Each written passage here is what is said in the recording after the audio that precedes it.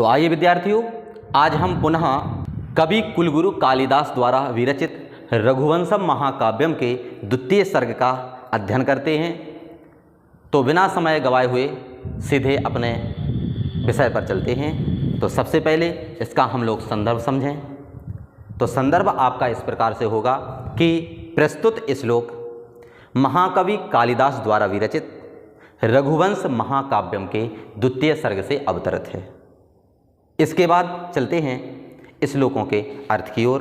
तो देखें, मान्या समेस्था वरजंगमानां सर्ग स्थिति प्रत्यवहार हेतु गुरोरपीदं धनमाहिताग्ने नश्यत् पुरस्तात् अनुपेक्षणीयम्। बड़ा सुंदर श्लोक है, देखते हैं इसके अर्थ को। तो कहते हैं मान्यः स मे, मान्य माने मान्य है, सा माने वह, मे माने मुझको, मुझको वह मान्य है। कौन मान्य है? तो आगे कहते हैं स्थावर जंगमानाम, स्थावर और जंगमों के। अब यहाँ पर षष्ठी व्यक्ति का बहुवचन प्रयोग किया गया है। जब बहुवचन प्रयोग किया गया तो समस्त स्थावर और समस्त जंगम अर्थात चेतन, तो जड़ और चेतन के सर्ग स्थिति प्रत्यवहार हेतु। सर्ग माने सृष्टि करने वाले, स्थिति माने पालन करने वाले, प्रत्यवहार अर्थात विनाश करने वाले। तो सृष्टि करने वाले, पालन करने वाले और विनाश करने वाले, जो इन सृष्टि पालन और विनाश के हेतु हैं, कारण हैं, ऐसे समस्त जड़ और चेतन के कर्ता मान्यः स मे, वह शंकर भगवान मान्यः स मे अर्थात मुझे मान्य है। वह शंकर भगवान मुझे मान्य है जो संपूर्ण जड़ और चेतन के सृष्टि करता है, पालन करता है और विनाश करता है। लेकिन गुरु अपि इदम धनमाहिताग्ने, गुरु यहां पर आपके रा के स्थान पर विसर्गें हो जाएंगी, फिर यहां पर होगा आपका गुरोह अर्थात गुरु। अपि दीर्घ संधि का प्रयोग किया गया है यहां पे। तो अपि इदम, इदम माने यह है, तो गुरु का भी यह धनम आहिताग्ने, धनम अर्थात धन, आहिताग्ने, आहिताग्ने अर्थात जो अग्निहोत्र धन है, तो गुरु का भी यह अग्निहोत्र धन नश्यत माने नष्ट होता हुआ, पुरस्तात अपने सामने, अनुपेक्षणीयम उपेक्षा करने योग्य नहीं है। तो कहते हैं कि संपूर्ण संसार में जितने भी जड़ और चेतन हैं, उन सबका, उनकी सबकी सृष्टि करने वाले, पालन करने वाले और विनाश करने वाले जो मेन कारण हैं, जो करता है, वह मुझे मान्य है। परंतु गुरु का यह अग्निहोत्र धन भी अपने सामने नष्ट होता हुआ अनुपेक्षणीय है अर्थात उपेक्षा करने योग्य नहीं है। इसके बाद आगे कहते हैं कि सात तुम मदीये न शरीर वृत्तिम देहे निवर्तये तुम प्रसीद दिनावसानोत सुख बाल वत्सा विसृजताम दे नुरियम महर्षे।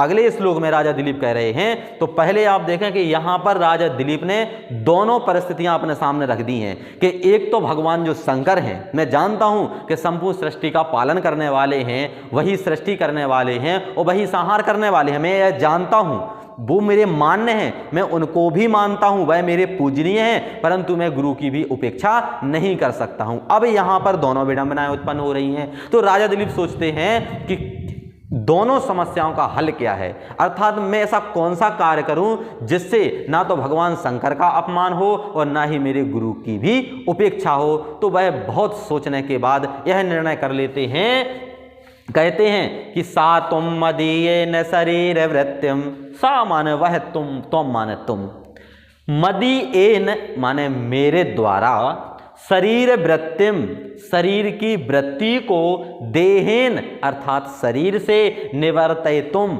संपादित करने की प्रसिद्ध अर्थात कृपा करो। तो हे शेर, कहते हैं कि तुम मदीयेन देहेन, मदीयन माने मेरे, देहन माने शरीर के द्वारा, शरीर वृत्तिम निवर्तयितुम अपने शरीर की वृत्ति को पूरी करने की प्रसिद्ध माने कृपा करो। राजा दिलीप आज शेर से प्रार्थना करते हैं कि हे शेर, आप मुझ पर इतनी कृपा करो, क्योंकि मैं जानता हूं कि शंकर भगवान मेरे मान्य हैं, तो मैं उनका अपमान नहीं कर सकता, और अपने गुरु वशिष्ठ का मैं उनकी भी उपेक्षा नहीं कर सकता हूं। इसलिए हे शेर, तुम मेरे ऊपर इतनी कृपा करो कि मदीयेन देहेन मेरे शरीर से तुम शरीर वृत्तिम निवर्ते, तुम अपने शरीर की वृत्ति को पूरा करने की कृपा करो।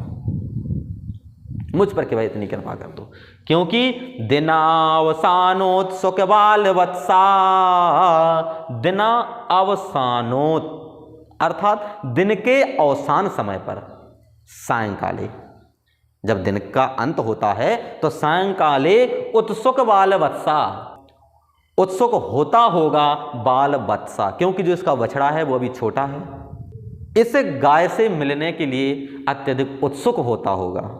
इसलिए विसृज्यताम धेनुरियम महर्षे, विसृज्यताम इसको छोड़ दें, धेनु माने गाय को, यम माने यह है, महर्षे अर्थात महर्षि, तो महर्षि वशिष्ठ की इस नंदिनी गाय को आप छोड़ दें, क्योंकि दिन अवसानोत्सुक बालवत्सा, दिन अवसानोत्सुक बालवत्सा, क्योंकि दिन के अवसान समय पर इसका जो बालवत्सा है, जो छोटा बछड़ा है, वो अपनी मां से मिलने के लिए अत्यधिक उत्सुक हो रहा होगा।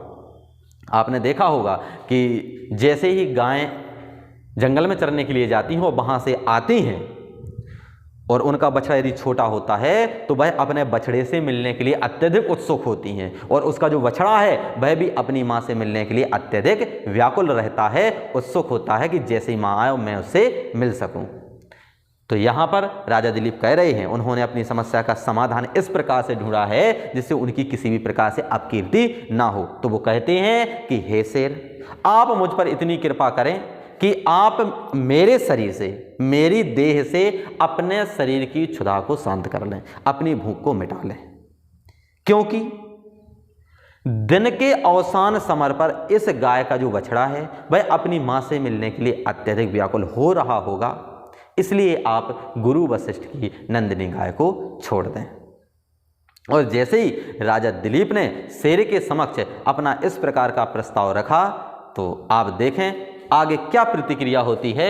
तो कहते हैं अथांधकारम गिरिगह्वराणाम दंष्ट्रमयूखै सकलानि कुर्वन् भूयास भूते स्वरपार्श्ववर्ती किंचित विहस्यार्थ पतिम बभासे।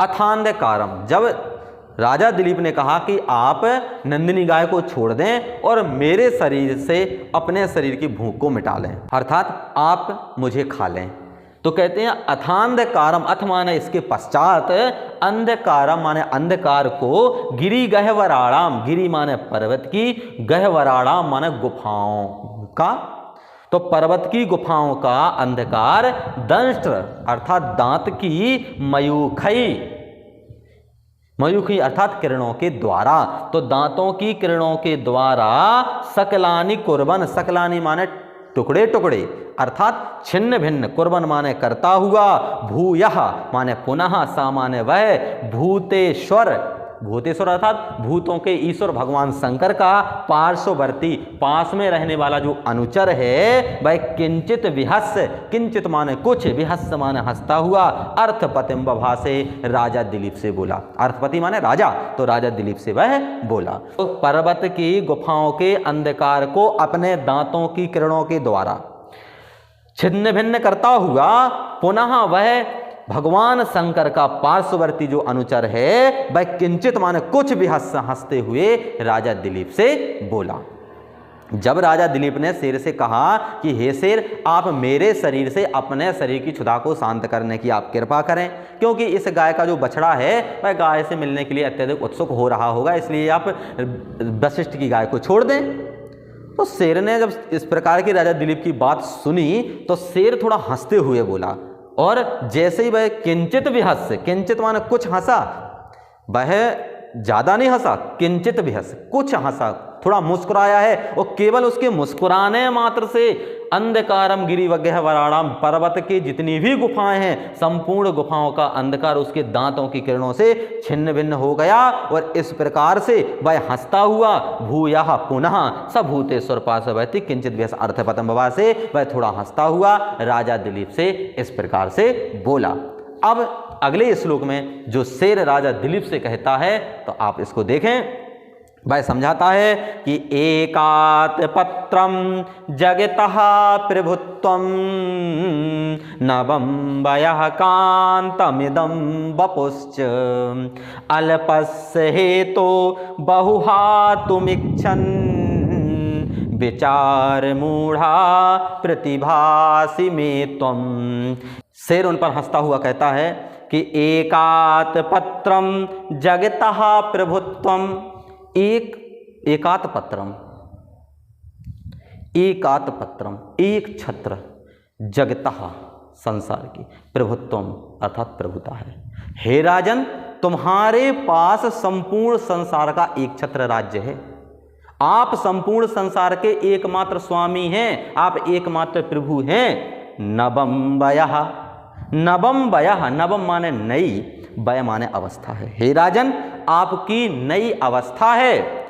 कांतम इदम वपुश्च, कांतम माने सुंदर, इदम माने यह, वपु माने शरीर है।